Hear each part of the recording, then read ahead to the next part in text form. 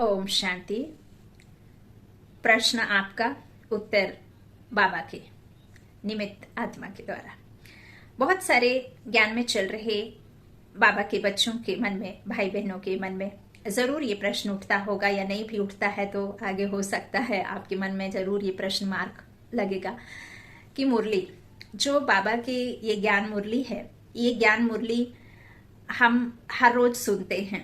जैसे आज का मुरली हमने सुना, बाकायदा डेट सहित हम शुरुआत करते हैं कि 12/6 या 11/6, 11/5 ऐसे 2023, 2024 में आएगी। इस तरह से हम मुरली पढ़ा करते हैं। लेकिन अब जो कि ब्रह्मा बाबा तो है नहीं, ना ही हमारे गुजराल दादी हैं, दोनों अव्यक्त हो गए, शरीर दोनों ने छोड़ दिया। ब्रह्मा बाबा भी अव्यक्त तन बतन में बैठे हुए हैं। अब हमारे मन में एक और प्रश्न उठता है कि जब जो रथ बाबा का, जिस तन में निराकार परमात्मा आते हैं, अब वो तन ही नहीं रहा, तो अब ये मुरलियां कहाँ से आती हैं? तो जैसे 1 तारीख की मुरली में और पिछले महीने की भी 31 तारीख की मुरली में बाबा ने ये नीचे में एक कोटेशन दिया था कि सभी मुरलियां, जो भी मुरलियां हैं, वो निराकार परमात्मा शिव ने ब्रह्मा मुख कमल से अपने ब्रह्मा वत्सों अर्थात ब्रह्मा कुमार एवं ब्रह्मा कुमारियों के सम्मुख 18 तारीख 1 जनवरी और 1969 से पहले उच्चारण की थी। 18/1/1969 का मतलब बाबा, ब्रह्मा बाबा अव्यक्त हुए थे 18/1/1969। तो उसके पहले परमात्मा ने इनके मुख के द्वारा ये मुरलियों का उच्चारण किया था। यह केवल ब्रह्मा कुमारी के अधिकृत टीचर बहनों द्वारा नियमित भी के विद्यार्थियों को सुनाने के लिए है ना, बाबा लिखते हैं। तो आप देखो, एक तो 2 बातें यहाँ हैं कि ब्रह्मा कुमारी की अधिकृत टीचर बहनों द्वारा निर्मित बी के ब्रह्म कुमार विद्यार्थियों को सुनाने के लिए है। अब बाबा का ज्ञान, यहाँ इस बात पर नहीं मूंझना है कि आप गृहस्थ में हैं तो आप बाबा की पढ़ाई नहीं पढ़ सकते, या आप मुरली घर में नहीं चला सकते, या आप मुरली को किसी और के पास तक नहीं पहुंचा सकते।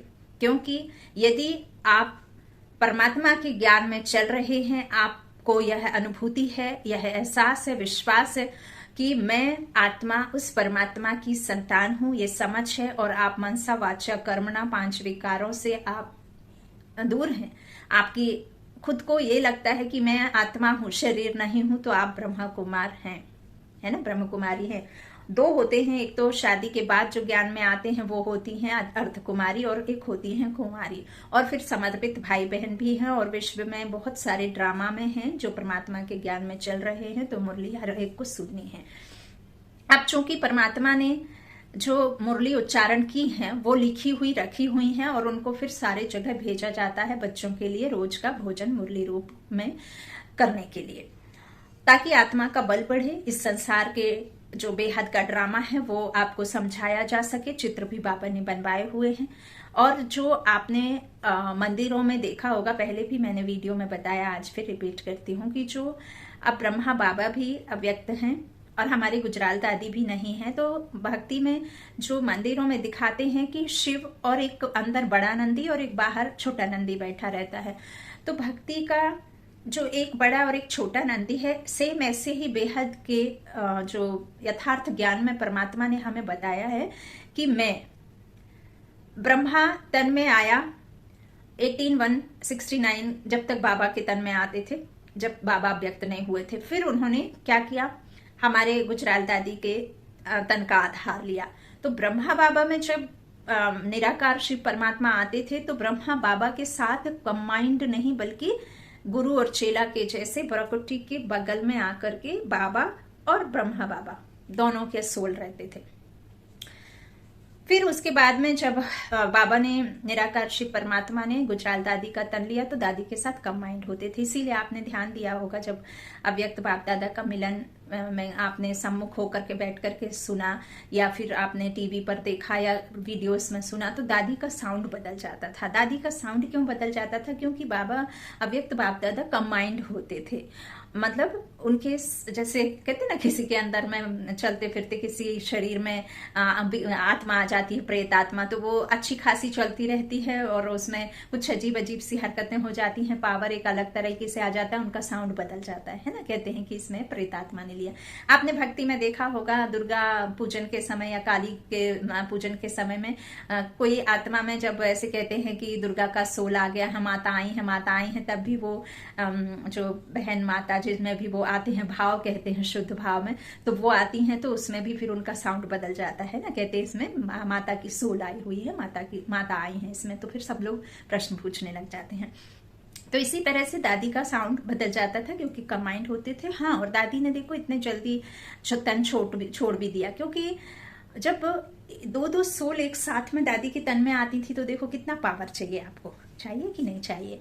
हम जब हमारे उसमें चाहे देवी की कोई आत्मा आए या क्या कहते प्रेत आत्मा आए, तो थका देती है ना बुरे तरीके से शरीर को। तो यहाँ तो पावरफुल गॉड फादर, निराकार शिव परमात्मा दादी में और फिर अव्यक्त बाप दादा दोनों आते। तो जो भक्ति में दो नंदी हैं, एक बड़ा एक छोटा नंदी, उस बात को फिर झुठला दिया जाएगा यदि बाबा थर्ड कोई शरीर लेते हैं। तो बाबा का ज्ञान होता है पूरा, क्योंकि दादी के तन में जब तक आए हैं तब तक ज्ञान पूरा बाबा का हो गया, और बाकी जो बचा है तो बाबा अभी गए नहीं हैं। बाबा का समय बहुत जल्द जाने का है, क्योंकि अभी ऊपर से आत्माएं आ रही हैं, बर्थ हो रहे हैं, नए नए शरीर में आत्माएं आ रही हैं। तो जब तक वो आना जाना बंद नहीं हो जाएगा तब तक यहाँ से जाना शुरू नहीं होगा। अच्छा, बाकी फिर एडवांस पार्टी अव्यक्त वतन में सब बैठी हुई है। ये सब समझने की बातें हैं। बाबा कहते हैं कि मेरा ज्ञान पूरा हुआ, बाकी जो बचा है मैं ऊपर से ही सेवा दूंगा। जो बहनें गुरुवार को या जब कभी भी बाबा के पास में भोग लेकर के दीदियां दादियां जाती हैं, ट्रांस में जाती हैं, तो बाकी जो भी बचा ज्ञान है वो बाबा फिर उन दादियों दीदियों के द्वारा भोग के समय ट्रांस में जाते वक्त देते हैं कि ऐसे ऐसे आगे चलना है। तो उसे भी आपको समझना है। तो ये जो मुरलियां हैं, ये सारी मुरली 1969 से पहले उच्चारण की थी। स्वयं परमपिता परमात्मा निराकार शिव परमात्मा ने ये ज्ञान मुरली ज्ञान दिया है। हम आपने सुना होगा कि गीता ज्ञान श्री कृष्ण ने दिया, भक्ति में ऐसा कहते थे, लेकिन श्री कृष्ण का ये ज्ञान नहीं है। दूसरी बात, गीता लिखी हुई नहीं है। हाँ, भगवान के द्वारा ज्ञान, गीता ज्ञान दिया है, लेकिन फिर भगवान को समझना है कि यथार्थ में वो भगवान कौन है जिसने गीता ज्ञान दिया है। तो परमपिता परमात्मा शिव हम आत्माओं के समान, जो अशरीरी परम धाम निवासी, जो एवर प्योर है, वो कल्प के अंत संगम युग में आते हैं। ब्रह्मा तन का आधार लेते हैं, अवतरण होते हैं, कोख से जन्म नहीं लेते हैं। ये बात भी आपको ध्यान रखना है। बाकी सब कोख वंशावली है इस कलयुग में, लेकिन ब्रह्मा बाबा के तन में वो परे ते परे रहने वाली पार ब्रह्म परमेश्वर कहते हैं ना, तो वो जब इसमें आती है तब इनका नाम लेखराज से ब्रह्मा नाम स्वयं परमात्मा रखते हैं।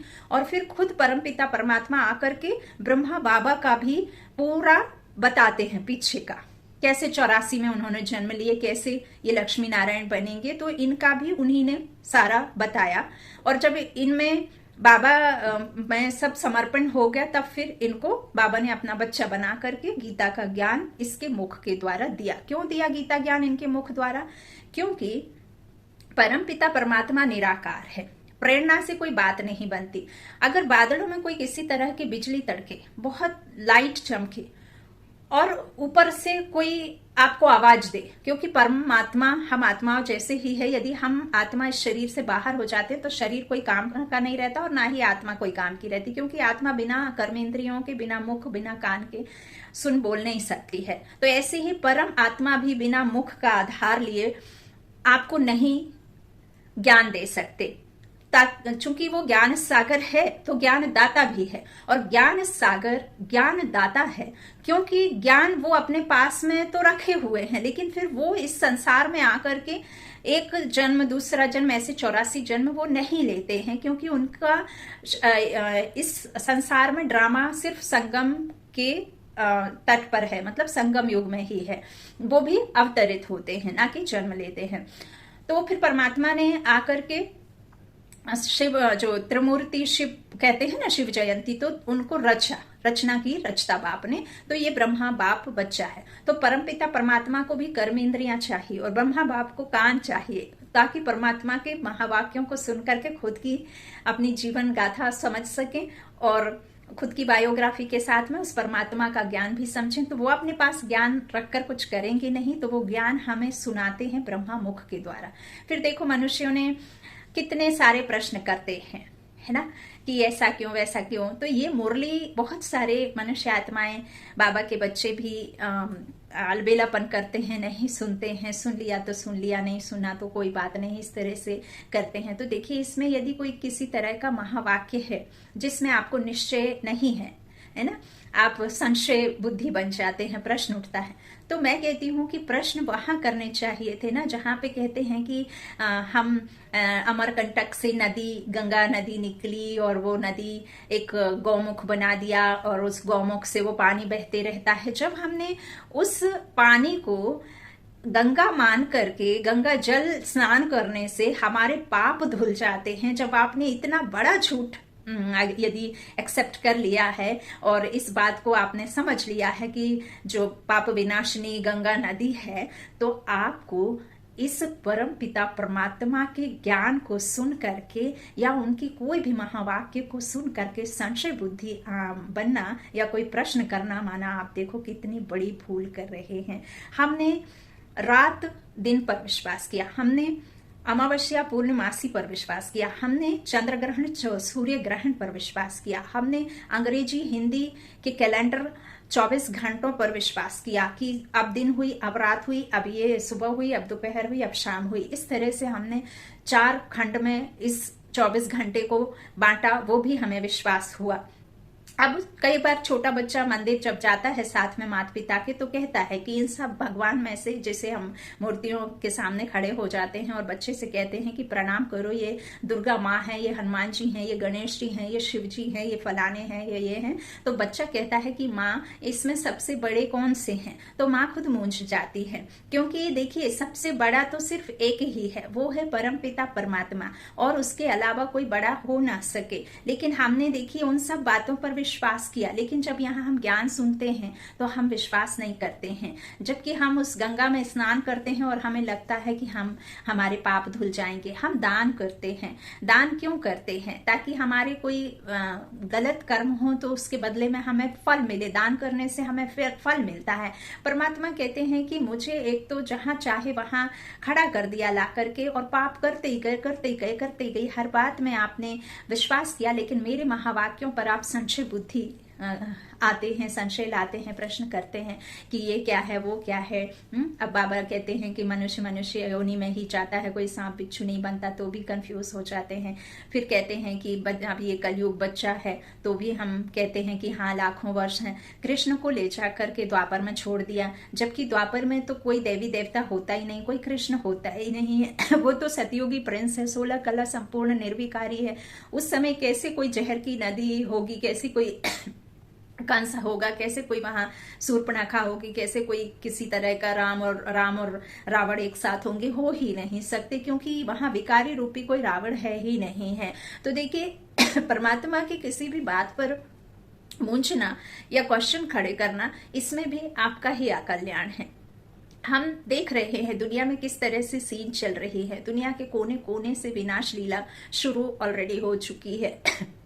ना जाने कैसे कैसे सीन अभी बाकी रह गए हैं दिखाने के लिए। परमात्मा डराते नहीं है, परमात्मा आपको आगाह करते हैं। फिर आपने देखा होगा कि ये जो भी धार्मिक स्थल हैं, सबसे जास्ती वहीं तूफान आंधी आते हैं। जैसे कि कल किसी वीडियो में डला हुआ था कि मंदिरों में दर्शन के लिए लोग खड़े हुए हैं, कतार में खड़े हुए हैं, सडनली तूफान आया और जो मंदिर में विराजमान बाहर में मूर्तियां वगैरह थी, उनके आधे आधे किसी का हाथ टूट करके हवा से गिर गया, अंत से किसी का शरीर गिर गया, किसी का कुछ, किसी का कुछ। यदि उन मूर्तियों में ही भगवान वास कर रहे होते, या वो मूर्तियों में इतना बल होता, शक्ति होती, तो वो कोई तूफान सहन नहीं कर सकती क्या?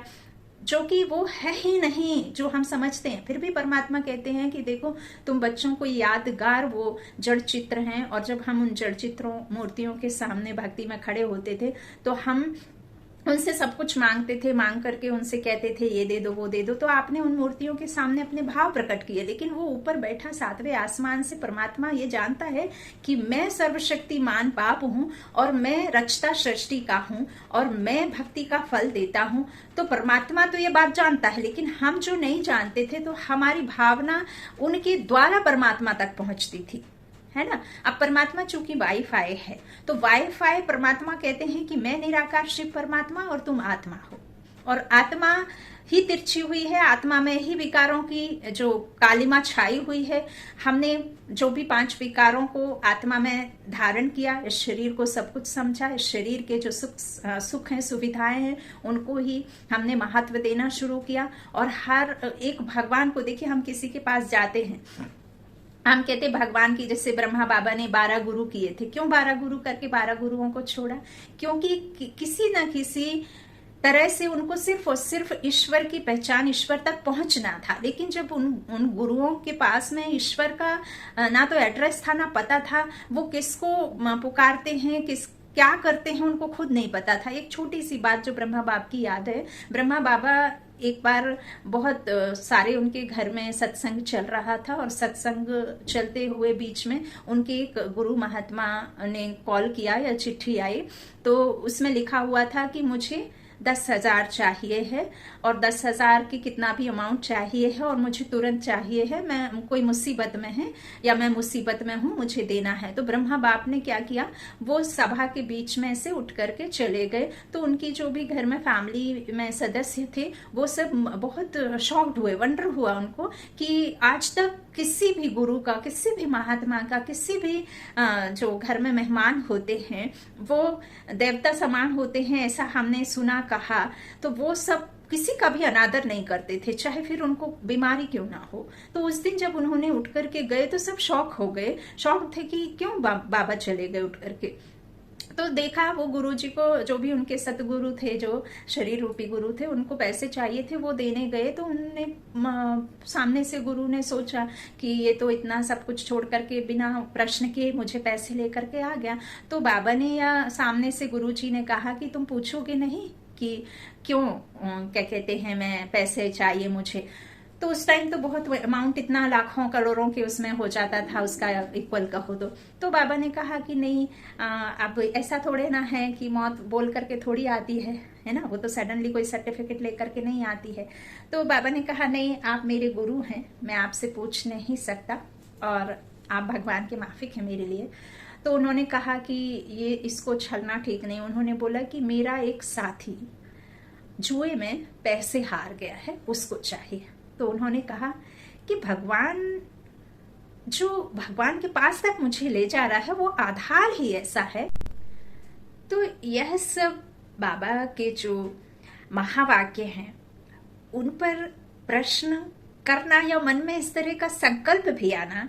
देखिए, संसार में जो आप इन स्थूल नेत्रों से देख रहे हैं, सुन रहे हैं, या जो भी आप मनुष्य आत्माओं के द्वारा मत मतांतर है, ना जाने कितने तरह से धर्म में बटे हुए हैं, ना जाने कितने तरह के रूल रेगुलेशन हैं भगवान के प्रति रखे हुए हैं, और सबने अपने अपना एक भगवान बांट लिया है सबने। जबकि वो तो गॉड फादर कहते हैं ना, तो गॉड फादर कहते हैं तो गॉड तो एक है, फादर भी एक होगा, तो निराकार एक है परमात्मा। फिर ऐसे देखो सब जगह बांट दिया उनको।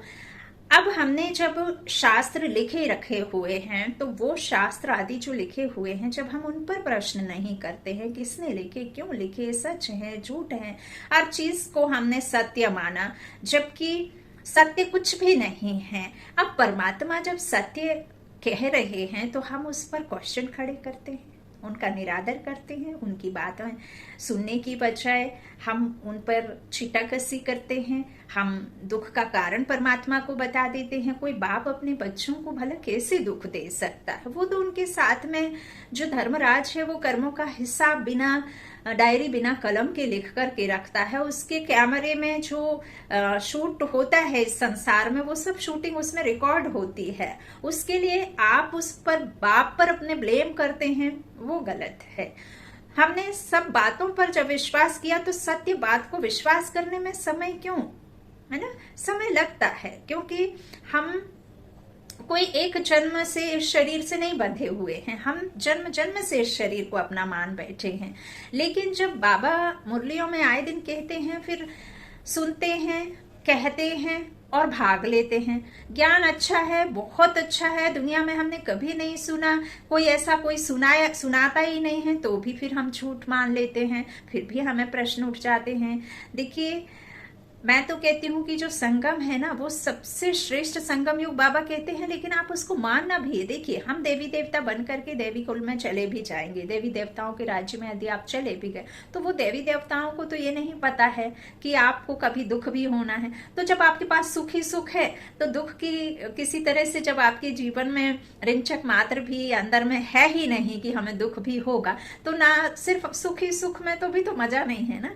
एक सिनेमा चलता है, मूवी चलती है, मूवी में यदि हीरो हीरोइन बस दिखते रहते हैं तो वो मजा नहीं आता है ना। कहते हैं कि कोई आए तो भला हीरो की ताकत को आजमाए।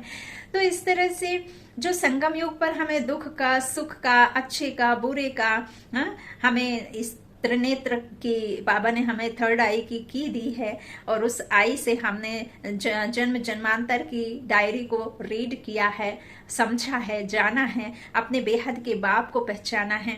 हम उस दुनिया में जाने आने की प्रैक्टिस में लगे हुए हैं, जिस दुनिया में संसार की कोई ताकत नहीं जा सकती है। जहां से हम रहते हैं, जहां के हम रहने वाले हैं, उधर हम जा पाते हैं इस थर्ड आई की जो परमात्मा ने दी, उसके द्वारा मन बुद्धि के विमान में बैठ करके, बिना खर्चा, बिना कोई अड़चन के, बिना कोई रुकावट के, बिना कोई उलझन के। देखिए, आपके मन का कभी भी लॉकडाउन या कोई किसी तरह की स्ट्राइक करे, दुनिया में सब कुछ बंद हो जाए, सब कुछ बंद हो जाए, लेकिन जब तक आपके शरीर में ये आत्मा बैठी हुई है ना, जब तक आपके पास में ये मन है ना, तब तक आपके मन का लॉकडाउन हो ही नहीं सकता। किसी में ताकत नहीं है कि आप इस मन को जहां चाहे वहां ले जा नहीं सकते, कहीं भी, किसी भी समय, कभी भी ले जा सकते हैं।